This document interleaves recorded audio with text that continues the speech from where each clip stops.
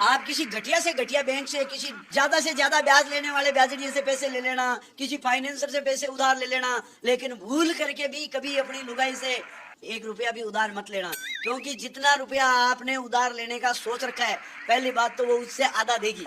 दूसरी बात, हर महीने उतने रुपए जमा कराने के बाद भी साल भर बाद उतना बकाया रखेगी जितना आपने लेने का सोच रखा था। और साल भर ये डायलॉग भी सुनाएगी, मेरे पैसे खा गए। पीर वालों को भी कहेगी, मेरे पैसे खा गए। सहेलियों को भी कहेगी, मैंने पैसे उनको दे दिए। और इससे मजे की बात तो यह है कि वो रुपया भी आपके जेब से ही पार किया हुआ होता है।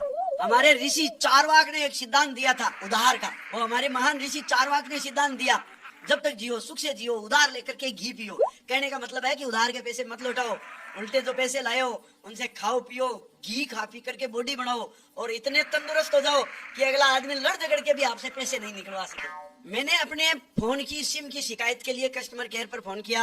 मैंने कहा, यार भाई साहब आपका नेटवर्क नहीं मिल रहा है, किसी आदमी से बात कर रहा हूँ हो नहीं रही है। उसने सारा चेक किया, उसके भी समझ में नहीं आया। उसने सीनियर से बात कराई, मैंने उसको प्रॉब्लम बताई। मैंने कहा, भाई साहब इन नंबरों पर मैं फोन कर रहा हूँ और वहाँ आपका नेटवर्क नहीं मिल रहा है।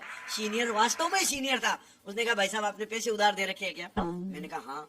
बोले, भाई साहब उधार ये तक तो हमारा नेटवर्क भी नहीं जा सकता, माफ करना। कहते हैं, अय निज परो गणना लघु चेताम उधार चरिताना तू वसुदेव कुटुंबकम। तो इसका अर्थ सरल बताते हैं हम, ये तेरा है, ये मेरा है, ये ओछी बुद्धि के लोग सोचते हैं। उधार चरिताना तू वसुदेव कुटुंबकम, यानी उधार मांगने वालों के लिए तो ये पूरी दुनिया ही परिवार है और यही अपना धर्म है। और जब पूरी दुनिया अपना परिवार है तो फिर किसी से मांगने में क्या शर्म है।